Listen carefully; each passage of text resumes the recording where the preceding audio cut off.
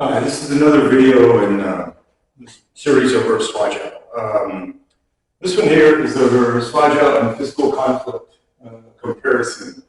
I could use the term self-defense, that's very broad. I could use the term street fighting, and that's very narrow. What I'm speaking on and how I'm going to try to draw a comparison between Shuai Chiao and the altercation that the person would get, whether it be in a parking lot, in a convenience store, in a restaurant, in an apartment complex where the person lives, all types of situations where someone would get into a conflict. With martial arts, they're training for something specific, and there's usually a specialty. When you look at, well, we'll say again, physical conflict with people, there's usually a standard that people apply, and whether it's learned or it is natural, I think it's a combination of both. There are high probables of things that people will do, and to me, when I'm teaching, my assumption is that's what the person wants to train for primarily.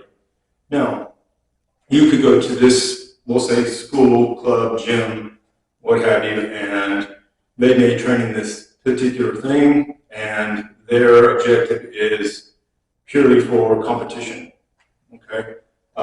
It doesn't mean that this stuff wouldn't work to teach you for self-defense. There are schools that say that they teach just self-defense, and sometimes it's very broad, and sometimes it becomes too complicated for something that should be very straightforward and simple. You have traditional martial arts and combat sports. Traditional martial arts, the objective first is to learn the system. Combat sport, the initial objective is to learn the approach so that you can go to a competition and win. I feel that all of those different ways of training have benefit and merit, and a lot of schools combine them, right? They may do traditional martial arts and combat sports, or they may do traditional martial arts and they also focus on self-defense, street self-defense. A lot of different versions and ways to do it and all that, but to me, I try to simplify it. What is the primary thing that people will do to you in conflict? And I've tried to lay it out, and I've laid it out based off of what the method is for Shuai Chiao. I firmly feel if you're learning any martial art or you're teaching any martial art, take the time to assess it, look at its different categories of things that it does. I'm not talking about what they've told you that it does or what you feel it does, but do you work on these different types of things? And not every martial art, potentially at one time it could have been, we'll say, more complete, and then over time they specialized in one thing and they don't really put effort to other aspects, we'll say. And nothing wrong with that. There's, maybe that could be considered a way to neutralize the situation. So, but anyway, if you just bear with me through the video, I will try to make it as simple as I can explain it. And again, please understand if it goes against what you believe or you're thinking, there's a room for everybody with an interpretation, and what I feel or what you feel this person may like and this person may not, we'll say that. And that relates to the system itself too, even down to the system. As it relates to what's superior and inferior and all of that, some of that's left up to interpretation. There's certain, we'll say, martial arts systems that focus on weapons. Well, if you took this weapon system and this bare hand system, potentially the weapon system is probably going to overcome the bare hand system. We can say it like that. You could go back and forth and debate that stuff, or you can debate, well, this system here that specializes in this, they do this certain thing, and we feel that that is over, that trumps everything else. Well, possibly, maybe, a lot of it isn't just the system, but it's also the person. And sometimes the person just has extraordinary, natural ability to execute whatever it is that they're doing. So many different variables. To me, pick something that makes sense to you, and try to see it through and develop it. And see if it's if you still feel that way, a couple 3 years later, as you start to really get an understanding of it. So who's this video for? This video is for people that may want to take classes from me, or those that want to know what my approach and my method is and my understanding of it. Somebody that may want to add a Shuai Chiao program to their own school. Or somebody's just curious about the system.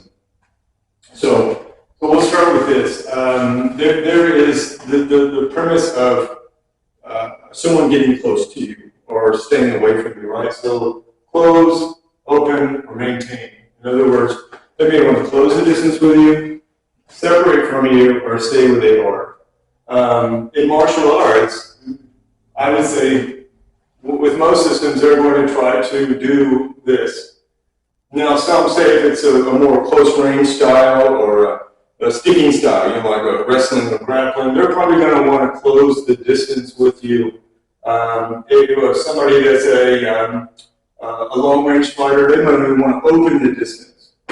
Now, we can also look at this on a different level of somebody trying to, accost you in a situation, and you may either want to close the distance to engage with them to defend yourself, a preemptive attack, or you may want to maintain the distance to try to de-escalate it, or to be able to utilize your tools. So the same thing happens in a physical conflict. When I say this, please understand, what I'm getting at is the average engagement that someone's going to have with somebody. They're getting gas at the gas station, and somebody gets mad at them because they park too close, or I don't know, you're in the local Walmart or something, right? And I don't know, you bump into the person, and they take it the wrong way, and you can't de-escalate it. They want to get in an altercation with you. I'm talking about stuff like that. It's still in this situation, most in that kind of situation, they're going to either try to close the distance, they're going to keep walking up to you a lot of times and get very close to you, close enough that they can hit you, or they're usually not going to try to open the situation. Now, they may want to stay at some range that they feel is effective for them to hit and hit you and not get hit. But this is not going to be as complex as maybe somebody that practices it all the time. Don't underestimate the value of that type of a situation. As it relates to kicking, I would say the probability of someone in this type of situation kicking you is very, very low, right? I mean, especially the stand-up part, right? The probability of them, throwing a kick out and trying to kick you in the head or kick you in the torso, very slim, right? A martial artist, combat sport person, they're going to train kicking, right? Now, in Shuai Chiao, we use kicks again to either close the distance, open the distance, or even to maintain the distance. Most of the kicks that we do are going to be waist and below, the thighs, the shins, some potential in the torso. Now with Sandal, which is a combat sport that most Shuai Chiao practitioners do, you would either do more mid and long range kicking as well, right? That would be an opportunity for you to show your skill. And now when you go, well, if I'm superior at kicking, or I don't have to kick, then I can deal with the situation possibly. But say you train in a kicking style and it's a sport and they don't allow you to kick in the legs and they don't allow you to grab the leg. Well, those would be the two two primary things that I want to do in this type of an altercation, right? I either want to destabilize him, take his legs away from him, in other words, or I want to use the kick again to kick him to be able to move forward into him, or the kick to stay away. That's not usually used in this. Usually in a physical conflict like this, where the person's not trained, their objective is going to be more to strike you, right? So like in Shuai Chiao, we utilize kicks and strikes for that, for kicking and striking, but those things are also used, and I would say more effectively used for us to be able to seize or to try to get control of somebody so that we can flow them. To finish the altercation, the more opportunity that you take in striking and kicking, the more opportunity that you take in somebody maybe being able to neutralize the movement, or you lose your stability, or what have you. Over here, the striking potentially may not be overly accurate. They may be just trying to hit you, right? Lots of large arcing strikes and things like that. But in a lot of ways, this is an advantage over the martial artists in some ways. A lot of martial artists train, well, most, train to hit targets. They're trying to hit, an organ spot, or they're trying to hit you, in the face in a certain spot. And so a lot of the movements are more linear, right? Where this person here is not really necessarily trying to hit a target, they're just trying to hit you. And in a lot of ways, they're just trying to stop you with this strike itself. So, again, as it relates to the kicking and striking component that someone would use in a fundamental physical conflict situation, kicking would be very limited. So that could give you an advantage or a disadvantage, depending on if you train rules and things like that, so that you throw this kick up and you're not used to somebody seizing your leg, and then the next thing you know, you're dumping on the ground. The striking, you just want to be aware that the striking is going to be unorthodox, and you need to be able to address that, in an effective way. Seizing, locking, controlling. So, are these people doing this intentionally? In other words, do they have intent? Is that it is a martial application? Some of them may, right? Some guy took 6 months of this, he took a year of that, he took some boxing, he took some kickboxing, he took some karate, he took some BJJ, he took some kung fu, whatever it is. He may have some fundamental guidelines that he's utilizing. But a core of these fights are just people using natural instinct and execution of the body who wants to fight with you. So usually, again, striking would be minimal at best. Kicking, but striking would be more so. And then if you notice in a lot of these types of fights, they're going to try to seize you or control you. If they do lock you, it's probably it's not intentional, meaning they grab you by the head. They're not thinking about trying to get you on a block. They're just trying to control you or get their hands on you. But a lot of times the striking goes along with the seizing, right? They grab hold of you, and then they're going to try to strike you from that. Martial artists and people that do combat sports, things like that, and again, with Shuai Chiao. From the strike, I'm usually going to try to get some attachment to you. I'm going to try to seize hold of you, or I'm going to try to do some type of a lock to cause discomfort or to move you in a certain way, or I'm going to try to control a portion of your body so that I can move to my next stage. Again, over here, a lot of times it's grabbing hold of you or trying to control you where they can keep hitting you more. And that leads into the pulling and the pushing, right? Pulling and pushing. With the Shuai Chiao, once I get control of something, I'm probably going to pull you more than I'm going to push you. Pushing for martial artists is like, if I push you, it's almost like I'm giving this energy to you you have to take that on a more complex level of understanding, but pushing and pulling, right? I've seized hold of something. I may pull this person and get them to resist, and then maybe I move back forward to pull and push to send them down, right? Or maybe I grab their wrist and I force into their shoulder, right? I'm pushing into this, and as they go to resist this action, I sweep them, right? Here's some examples. Over here, when the striking is taking place and they've seized a hold of something or are controlling you, they may be pushing and pulling you or trying to push you into a wall or something so they can pound on you. Or they may be trying to pull you or, into something, or pull you back toward them as they're striking you. It's usually not, again, the intent is not necessarily a strategy or tactics more than it is just natural process. I mean, think about it.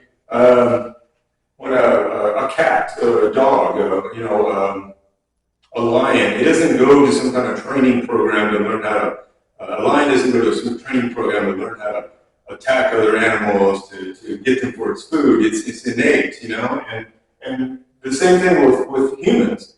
There's an innate approach to fighting, and what we're doing with learning combat sports, martial arts, self-defense stuff, we're trying to hone and refine that. And I think a lot of people lose sight of that. Well, the guy over here or the woman that gets into some kind of a conflict with somebody else, those natural instincts come out, and to grab hold of a person and try to hit them or pull on them, push on them, grab them. So in Shuai Chiao, the process again, I may go from kicking to striking, right, to trying to get an attachment. So I'm seizing, locking, or I'm trying to control this person. And now a pulling and a pushing action may take place to facilitate the throw. Over here, I'm going to say that throws, and the majority of the time, do not have intent. Some of the time it does. And I'm going to explain that. Again, it goes back to that primitive understanding that we have that's innate inside of us.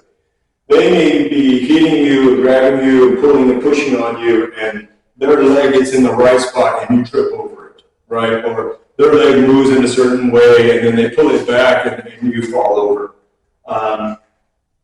It also, though, there's hooking, they hook their leg unintentionally and you fell down.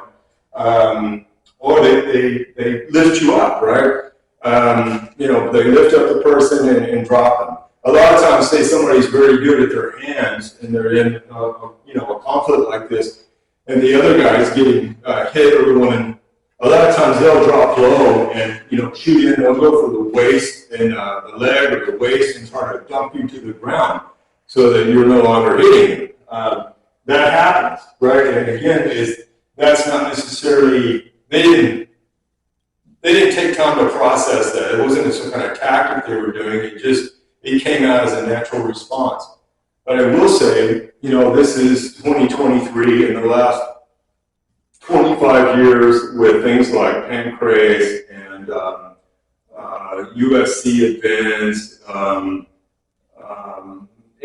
those type of events, whether they've been amateur or pro, and people have went to see these events, or they've watched them on TV or pay-per-view, or video, or streaming video, whatever. They've learned some certain takedowns. They learned how to, grab a leg and push the person over, or they've learned how to, sweep a person to the ground, or they've learned how to pick the person up and slam them. Back in the, we'll say the 70s and the 80s, even the early 90s, striking, would have been a more common approach for people to try to execute in a conflict like I'm talking about. Trips and sweeps and things like that would have been done less often. Now they're somewhat more common, and as it relates to this happening in a street situation, the person doesn't know how to fall, whether it be break falls or falling like Shuai Chiao where they're protecting their head. I watch a lot of almost like physical conflict fights like this through the internet. Why not watch them? I don't have some type of a sadistic fantasy or whatever. I just love watching this stuff. But I want to see what the person is commonly doing on the street. It helps me to be a better teacher and to grasp the concept. But just in the last few days, I saw a couple of young guys, maybe early 20s, in a fight, and the guy picks the guy up and he throws him down, and the guy puts his arm out like this, and it dislocates it backwards. I saw another fight where this is a gas station, and this guy and this other guy are going to get in an altercation. The guy pulls off his shirt, so the guy can't grab hold of him, which is another thing, right? With Shuai Chiao, we work on tearing and spinning techniques and other ways to break grips off of our clothing, which is very effective for this stuff. That's what I'm talking about. So the guy pulls the clothes off, and he's supposed to get in a fight, and he takes on an unnatural stance, and he gets like this, right? He's fighting the guy like this, and the guy intentionally or unintentionally sweeps his foot, and he falls over, and then the dude starts to pound on him. The guy gets back on his feet, and they start to go at it again. And this time, the guy grabs his torso and he hooks his leg on the outside, which is in Shuai Chiao we call that outer leg hooking. So he did like a foot sweep that we do in Shuai Chiao, and then he did outer leg hooking, and the guy fell over. And that guy and another guy beat him up and finished him off. So anyway, they're all, if you really watch those videos and you see what people naturally do or what is prevailing in our community of that people potentially may know, to me, that's what you need to train the most, So anyway, over here at Shuai Chiao, we have different ways to address the situation. Once we've closed the distance, we've got an attachment, and then we move into pushing, pulling content, or we just make the seeds and we throw from there. But we're going to utilize tripping, sweeping, lifting, hooking of the leg, etc. These people are doing the same thing, and sometimes, again, it's intentional, and other times it's not. It's just a natural thing, or it's where the foot is. What I want to be able to do with Shuai Chiao is I want to have counters. So, yes, throwing is a specialty in Shuai Chiao. Okay, we work combinations and counters. So if I take that out of that context and I put it into this context, where this person is not intentionally trying to do a throw, or maybe they're trying to do something they saw through TV or YouTube or whatever, and I want to be good enough that when they go to sweep my leg, that I know how to escape it, and not just escape it, but that I can address it with a counter. So, right, a defensive action, and then say a counter, and I put them on the ground. That's why it's important. You've got to put what you're training into context for real-world stuff. If that's what you're training for, if you're training for sport, you want to get those medals, or you want to get that certain ranking. I'm talking about win to loss ranking is what I'm talking about. That's wonderful. But if you're learning martial art, remember the number one thing about the martial art is to preserve the martial art. Okay, variation on the theme and how things are done is somewhat secondary, right? Everybody's doing this specific thing, but you have to ask yourself: Is it functional and beneficial to me in a conflict?